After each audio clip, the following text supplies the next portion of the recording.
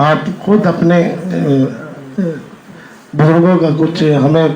हवाला बताएं कि मौजूदा सज्जाद नशीन आप हैं, यकीनन मज़ार शरीफ वहाँ है, और मेरे इल्म में ये भी है कि आपके पास आप कस्टोडियन भी रहे, गरीब नवाज़ की मज़ार शरीफ की चाबियाँ भी आपके पास रहीं।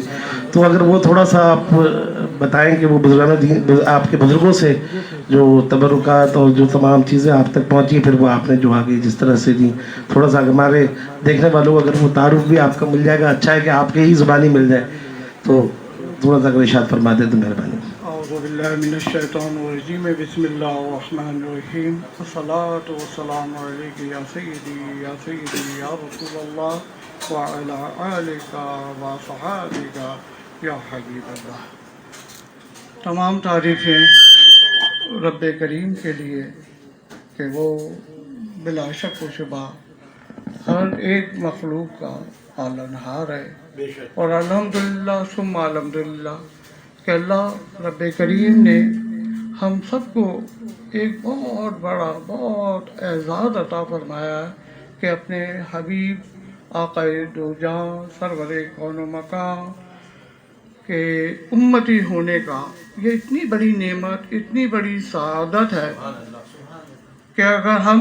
अपने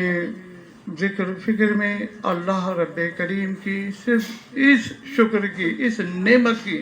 अदायगी में पूरी ज़िंदगी सरबा सजूद रहें तो इसका हम हक़ अदा नहीं कर सकते। और इन तमाम हकीकतों के साथ कि ये हकीकत भी सबके साथ बिल्कुल अया है कि इंसान की अपनी कोई हकीकत नहीं है, और इसी तरह हमारे दीन के लिहाज से सिर्फ अगर अल्लाह के नज़दीक, अल्लाह के महबूब के नज़दीक अहमियत है, फजीलत है, तो वो कि जिनको अल्लाह ने मुंतखब किया, चुना, उसमें अम्बिया मुरसलीन और सिद्दीकीन व शुहदा व सालिहीन, उसके बाद कि वो लोग जो तक़वा के सबब और अल्लाह की मखलूक की खिदमत के सबब अल्लाह के फजल व करम का इनामात के मुस्तहिक़ हुए, इल्ला इसके अलावा सब अपनी अपनी बस खाना पूरी ज़िंदगी है। तो अब हमारा जो अल्लाह पाक ने एहसान फरमाया, और हमारे आबा अजदाद सैयदना अमीर अबुल्ला एरादी नक्शबंदी अकबर आबादी, आपके दादा सैयदना अब्दुस्सलाम रहमतुल्लाह अलैह अपने साहबजादों के साथ पूरे खानवादे के साथ हज के इरादे से हिंदुस्तान तशरीफ़ लाए, और उस वक़्त मुग़लिया दौर में जलालुद्दीन अकबर का दौर था, और जलालुद्दीन अकबर के जो शेख थे, शेख मोहतरम हज़रत ख्वाजा सलीम चिश्ती फतेहपुर सीकरी, वहाँ पर आप मेहमान ठहराए पूरा घराना। तो ये अल्लाह की मर्ज़ी कहा जाए तो बेहतर है, क्योंकि सब निज़ाम उसकी मर्ज़ी के पे ही मौक़ूफ़ हैं। अल्लाह तबारक व तआला की चाहत मशीयत का मंशा ही यही था कि यूँ हमारे खानवादे को के एजाज़ हासिल हुआ कि सल्तनत हिंद में जलालुद्दीन अकबर ने दरख्वास्त की हज़रत ख्वाजा सलीम चिश्ती रहमतुल्लाह अलैह से कि ये सादात, क्या ये फैमिली जो आई हुई है, तो आप इनसे दरख्वास्त करें कि अपनी कुछ फैमिली के मेम्बरान को हिंदुस्तान में छोड़ जाएं, ताकि सादात का जो रूहानी फैज़ है वो यहाँ के मुसलमानों को हासिल हो। तो हुज़ूर सैयदना अमीर अबुल्ला रहमतुल्लाह अलैह की पैदाइशी भी असल में फतेहपुर सीकरी में हो।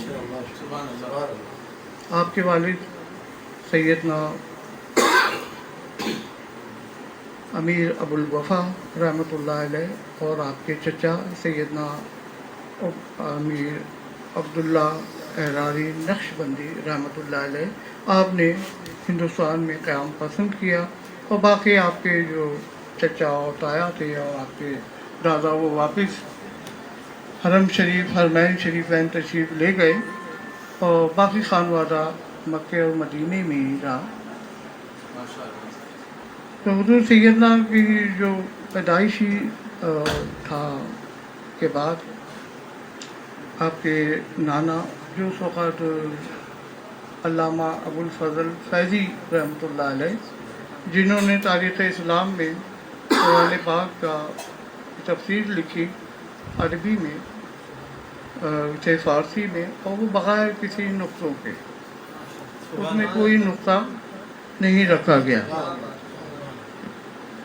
ان کے زیر نگرانی آپ کی تربیت ہوئی، اور جلال الدین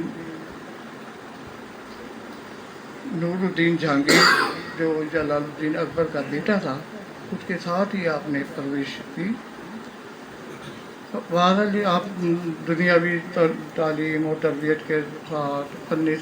سپاہیگری میں بہت آپ کو کمال حاصل رہا. اسی کی سبب راجہ مان سنگھ نے آپ کو اپنے ساتھ بردوان کا سپہ سالار مقرر فرمایا، اور بردوان میں آپ نے کافی جنگیں جیتی. پھر ایک اشارہ غیبی ہوا مولا کائنات کی طرف سے، اور امام علی مقام سیدنا امام حسین، آپ نے اس کے بعد ترک سلطنت کا ارادہ فرمایا. اور اتفاقاً کہ اسی دوران جلال الدین اکبر قضاء الہی سے فوت ہوتا ہے، اور نور الدین جہانگیر مسند بادشاہت پہ جشن تاج پوشی کی جاتی ہے. ایک سپہ سالار کی حیثیت سے آپ بھی وہاں آتے ہیں اور اپنی فن سپاہیگری کا کچھ مظاہرہ آپ وہاں فرماتے ہیں. اس کے بعد آپ نے وہ ترک کیا، اور بعد میں تاریخ میں کافی حوالے ہیں